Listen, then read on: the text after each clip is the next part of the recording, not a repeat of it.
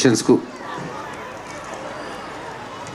మొదలు పెడుతున్న సందర్భంగా ఇంత పెద్ద ఎత్తున వచ్చిన మా సోదర సోదరీమణులు అందరికీ కూడా ఈ మినీ క్రిస్మస్ సెలబ్రేషన్స్ శుభాకాంక్షలు తెలియజేసుకుంటా ఉన్నా. క్రిస్మస్ అనగానే మనకు లవ్, జాయ్ అండ్ టుగెదర్నెస్ ఈ మూడు కూడా అంతర్భాగమైనవి.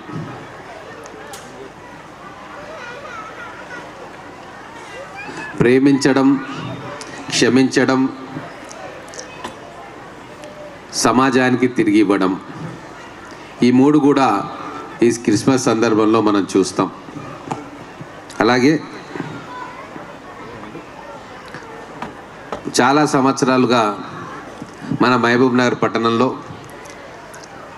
ఎంతో పెద్ద ఎత్తున ప్రతి సంవత్సరం క్రిస్మస్ సెలబ్రేషన్స్ చేసుకుంటున్నారు. కానీ ఈ సంవత్సరం సెలబ్రేషన్స్ మాత్రం మాకు స్పెషల్, మా అందరికీ కూడా. ఎందుకు స్పెషల్ అంటే స్వేచ్ఛగా ఎవరి బెదిరింపులు భయం లేకుండా హాయిగా ప్రతి ఒక్కరూ పండుగ చేసుకునే వాతావరణం. అది క్రిస్మస్ కావచ్చు, రంజాన్ కావచ్చు, ఇంకా దీపావళి కావచ్చు, దసరా కావచ్చు. సంవత్సరంలో మేము చూస్తూ ఉన్నాం ఎంతో మార్పు మహబూబ్నగర్ పట్టణంలో. గతంలో వాట్సాప్లో మాట్లాడే వాళ్ళు ఫోన్లో మాట్లాడడానికి భయపడే సందర్భం ఉండే. కానీ ఈరోజు నాకు తెలిసి మహబూబ్ నగర్లో ఎవ్వరు కూడా వాట్సాప్లో మాట్లాడతలేరు, నార్మల్ కాల్లోనే మాట్లాడుతూ ఉన్నారు. అదే స్వేచ్ఛ. అందుకే చాలా సంతోషంగా అందరూ కూడా వాళ్ళ ముఖాల్లో వెలుగులు చూస్తూ ఉన్నాం. ఈ కార్యక్రమంలో పాల్గొన్న మీ అందరికీ కూడా కొన్ని విషయాలు చెప్పదలుచుకున్నా. మీరందరూ చదువుకున్న వాళ్ళు, జ్ఞానం ఉన్నవాళ్ళు. ఒక ఎమ్మెల్యేగా నన్ను గెలిపించిన దాంట్లో మీ అందరి కూడా హస్తం ఉన్నది, ప్రేమ ఉన్నది, ఆశీర్వాదం ఉన్నది. పట్టణంలో ఉండే ప్రతి ఒక్కరూ, వారు క్రైస్తవులా, హిందువులా, మైనారిటీస్, ముస్లిమ్సా, పరిపాలన ఎప్పుడు కూడా భేదాలు చూడకూడదు. ఎవరికి ఏ అవసరాలు ఉన్నాయో ఆ అవసరాలు తీర్చాల్సిన బాధ్యత ప్రభుత్వాలది, మీ చేత ఎన్నుకోబడ్డ మాది. అది 4 సంవత్సరాలు తూచా తప్పకుండా మేము పాటిస్తాం. అదే మా ఫిలాసఫీ, మా ప్రభుత్వం ఫిలాసఫీ. ఎవరికి ఏ కష్టం ఉన్నా, ఏ ఆపద ఉన్నా మా నుంచి వీలైనంత సహాయం ఇవ్వడమే లక్ష్యంగా మేమందరం పనిచేస్తూ ఉన్నాం. అదే కోవలో వెనుకబడ్డ మహబూబ్ నగర్ జిల్లా వెనకబడ్డది అని ఎందుకు అంటున్నానంటే, లిటరసీ రేట్లో మనం వెనుకబడ్డాం, ఎడ్యుకేషన్లో వెనుకబడ్డాం. అందుకే దాన్ని ముందుకు తీసుకుపోవాల్సిన అవసరం ఉంది. మన పిల్లలకు మంచి చదువును, మంచి భవిష్యత్తును ఇవ్వాల్సిన బాధ్యత మా మీద ఉంది. గతంలో నిర్లక్ష్యానికి గురైన విద్యా వైద్య రంగాన్ని మళ్ళీ ఒకసారి కదం తొక్కిచ్చి ముందు వరుసలో నిలబెట్టాల్సిన బాధ్యత మా మీద ఉంది. అందుకే మీరందరూ కూడా సహకారం చేస్తే మన మహబూబ్ నగర్ని ఎడ్యుకేషనల్ హబ్గా, రాష్ట్రంలోనే అన్ని విద్యాలయాలు ఉన్న జిల్లా హెడ్ క్వార్టర్గా మనం తీర్చిదిద్దుకుందాం. ఆ ప్రయత్నంలో మన గౌరవ ముఖ్యమంత్రి రేవంత్ రెడ్డి గారు మనకు అన్ని విధాలుగా సహాయ సహకారాలు అందిస్తూ ఉన్నారు. ఈ ఒక్క సంవత్సరంలో డెవలప్మెంట్ ఏడు ఉంది అని ప్రశ్నించే వాళ్ళకు ఒక సమాధానం చెప్తా. వేదిక ఇది సమంజసమో కాదో తెలియదు, కానీ వేల మంది వచ్చి కూర్చున్న ఈ శుభ సందర్భంలో మనసులో మాట పంచుకోవాల్సిన బాధ్యత పెద్దలందరికీ కూడా. భవిష్యత్తులో వారి ఆశీర్వాదంతో మేము ఏం కార్యక్రమాలు చేస్తున్నామో వాళ్లకు తెలిపి వాళ్ళ ఆశీర్వాదం తీసుకొని గైడెన్స్ తీసుకునే అవసరం కూడా ఉంటుంది. అందుకే ఈరోజు ఈ ఒక్క సంవత్సరం మా కాంగ్రెస్ ప్రభుత్వం, రేవంత్ రెడ్డి గారి ప్రభుత్వం వచ్చిన తర్వాత మేము చేసిన కొన్ని పనులను కూడా మీ ముందు చెప్పదలుచుకున్నాం. మనం మన పిల్లల కోసం స్కిల్ డెవలప్మెంట్ సెంటర్ను ఒకటి తెచ్చుకున్నాం. మన ఐటీఐలను 64 కోట్లతోటి అడ్వాన్స్ ట్రైనింగ్ సెంటర్గా మార్చుకున్నాం. మన పిల్లలే దాంట్లో ఈరోజు అమ్మాయిలు ట్రైనింగ్ తీసుకుంటున్నారు. ఆ ట్రైనింగ్ తర్వాత వాళ్లకు టాటా కన్సల్టెన్సీ, టాటా ప్రాజెక్ట్స్లో వాళ్ళకు ఉద్యోగాలు లభించబోతూ ఉన్నాయి. అలాగే మన పాలమూరు యూనివర్సిటీని ఎంతో శ్రమకొచ్చి ఈరోజు ఈ స్థాయిలో నిలబడ్డది. దాన్ని నిలుపుకోవాల్సిన బాధ్యత, పెంచుకోవాల్సిన బాధ్యత మన మీద ఉంది. అందుకే కేంద్రం నుంచి కూడా యూజీసీ నుంచి 100 కోట్ల గ్రాంట్లు ఇప్పించినాం. ఆ గ్రాంట్స్ తోటే అదే పెట్టుబడిగా ఈరోజు ఒక ఇంజనీరింగ్ లా కాలేజ్ మన పిల్లల కోసం అక్కడ శంకుస్థాపన జరుపుకుంది. కన్స్ట్రక్షన్ కూడా మొదలు కాబోతూ ఉంది. వచ్చే సంవత్సరం మనకు మన పిల్లలు బయటికి పోవాల్సిన అవసరం ఉండకపోవచ్చు. మంచి ర్యాంక్ సాధిస్తే మన పాలమూరు జిల్లాలో మన ఇంటి పక్కనే మన యూనివర్సిటీలో ఇంజనీరింగ్ చదువుకునే అద్భుతమైన అవకాశం మనకు వస్తుంది. దాని తర్వాత ఇక్కడ R&B గెస్ట్ హౌస్ దగ్గర కూడా ఒక బ్రహ్మాండమైన నేషనల్ స్థాయి జైపాల్ రెడ్డి మెమోరియల్ నాలెడ్జ్ సెంటర్ను కూడా ఏర్పాటు చేయబోతా ఉన్నాం. మెట్టుగడ్డ దగ్గర 1 ఎకరం స్థలంలో స్కిల్ నాలెడ్జ్ సెంటర్ ఏర్పాటు చేసుకుంటా ఉన్నాం. MBS డిగ్రీ కాలేజ్ను 70 కోట్లతోటి అభివృద్ధి చేసుకోబోతా ఉన్నాం. అలాగే ఇంకొక మహిళా డిగ్రీ కాలేజ్ను కూడా తీసుకొని రాబోతా ఉన్నాం. మన జూనియర్ కాలేజెస్, స్కూల్స్, ఇన్ఫ్రాస్ట్రక్చర్ని మనం పెంచుకోబోతా ఉన్నాం. ఇవన్నీ మీకు ఎందుకు చెప్తున్నానంటే అభివృద్ధి అనేది 50-60 సంవత్సరాలు శాశ్వతంగా మన పిల్లలను నిలబెట్టేది, వాళ్ళ భవిష్యత్తుకు బాటలు వేసేది అభివృద్ధి అయితే తప్ప ఏదో 2 రోడ్లు కట్టి 2 బిల్డింగ్లు కడితే అభివృద్ధి కాదు. అందుకే ఈ వేదిక ద్వారా నా ఆలోచనను మీతో పంచుకుంటా ఉన్నాం. అటువంటి శాశ్వతమైన అభివృద్ధి కోసం పెద్దల సూచనలు, సలహాలతోటి మేము ముందుకు పోతా ఉన్నాం. మన SC hostels, BC hostels, SC హాస్టల్స్లో మౌలిక వసతుల కల్పన గతంలో ఎవరు పట్టించుకోలే.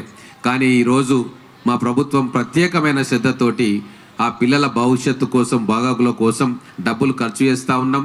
వాళ్ళ ఆరోగ్యం కోసం డబ్బులు ఖర్చు చేస్తూ ఉన్నాం. నిన్ననే వాళ్ళ కామన్ డైట్ ప్లాన్ అని చెప్పి 40% ఇంక్రీజ్ చేసినాం.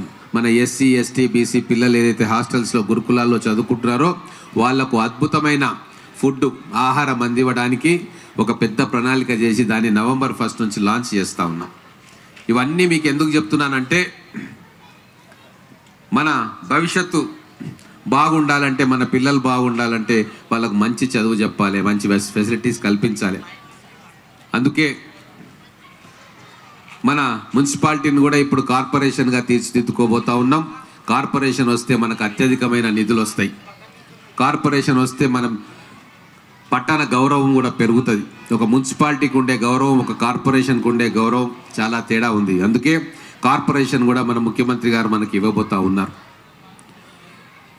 ఇంకొక మొన్న అల్మదీనా ఇన్స్టిట్యూట్కి వెళ్ళినా, అక్కడ వాళ్ళకు స్థలం ఉన్నది, దాదాపుగా 70 ఎకరాల స్థలం.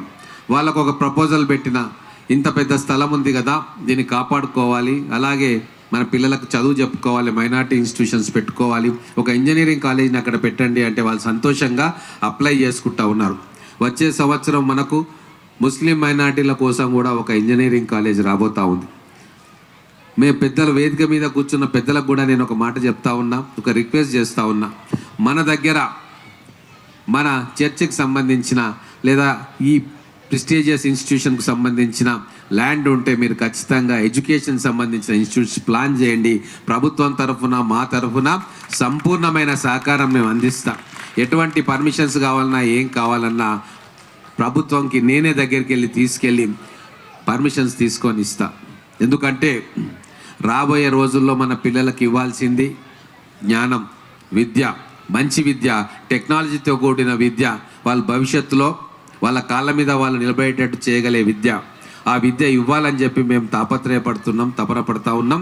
మీరు కూడా ఈ మహాయజ్ఞంలో పాలు పంచుకోవాలి, అడుగులో అడుగు వేయాలని చెప్పి మా ఇక్కడ వేదిక మీద కూర్చున్న పెద్దలందరికీ కూడా మన పిల్లల భవిష్యత్తు కోసం మీకు రిక్వెస్ట్ చేస్తూ ఉన్నాం. దయచేసి చిన్నగానైనా మొదలు పెడదాం, ఎక్కడో దగ్గర మొదలు పెట్టుకుందాం. గతంలో మీరు మొదలుపెట్టిన ఇన్స్టిట్యూషన్స్ కొన్ని ఒడుగుదుడుకులు కావచ్చు, కొన్ని ఇబ్బందులు ఎదురు కావచ్చు. కానీ నేను ఈ వేదిక ద్వారా మీ అందరికీ తెలియజేస్తున్నా, మీరు ఏ ఎడ్యుకేషనల్ ప్రోగ్రామ్ మళ్ళీ కొత్తగా మొదలుపెట్టినా వాటి కడదాకా తీసుకెళ్లేదాకా మీ వెంబడి నేను ఉంటా. ఎటువంటి ఇబ్బందులు లేకుండా, ఎవరు ఎటువంటి అడ్డంకులు పెట్టినా సరే వాటన్నిటిని తొలగించుకుంటూ ఆ కార్యాన్ని ముందుకు తీసుకుపోయే సందర్భంలో మీతో కలిసి నడుస్తానని తెలియజేసుకుంటూ, నాకు ఈ అద్భుతమైన అవకాశం ఇచ్చిన మా పెద్దలకు, ముఖ్యంగా ఈ చర్చ్ కమిటీకి, అలాగే ఇక్కడికి వచ్చేసిన మా సోదర సోదరీమణులకు అందరికీ మరొకసారి క్రిస్మస్ శుభాకాంక్షలు. రాబోయే రోజుల్లో మళ్ళీ ఎన్నో చర్చిల్లో ప్రార్థనా సమావేశాలు జరుపుకునేది ఉంది. మీ అందరితోటి కూడా మళ్ళీ కలుస్తా. అలాగే ఇక్కడ కార్యక్రమాలు కొన్ని చెప్పిండ్రు. పాస్టర్ గారు చిన్నరాజు గారితో, వినోద్ కుమార్ గారితో ఆ విషయాలు చెప్తే నాకు వచ్చి చెప్పిన వెంటనే వాటిని అమలు పరిచేలాగా నేను ఆదేశాలు ఇవ్వడం జరిగింది. ఈ క్యాంపస్ను కూడా సుందరంగా తయారు చేసుకుందాం. ఈ క్యాంపస్కి వచ్చే వాళ్ళు ఇక్కడే కొంతసేపు కూర్చుందాం, ఇక్కడే దేవుని ప్రార్థనలో లీలమైదాం అన్నంతగా దీన్ని ఒక అద్భుతమైన ఆధ్యాత్మిక కేంద్రంగా మలుచుకోవాల్సిన అవసరం ఉంది. దానికోసం మీరు ఏమైనా ప్లాన్ చేస్తే సంపూర్ణంగా సహకారం అందించడానికి సిద్ధంగా ఉన్నాం. గత ప్రభుత్వం మధ్యలో మొదలుపెట్టి ఒక కార్యక్రమం ఆగింది. క్రిస్టియన్ భవన్ నిర్మాణం గత ప్రభుత్వంలోని పెద్దలు మొదలుపెట్టిండ్రు, అది కొంతవరకు వచ్చి ఆగిపోయింది.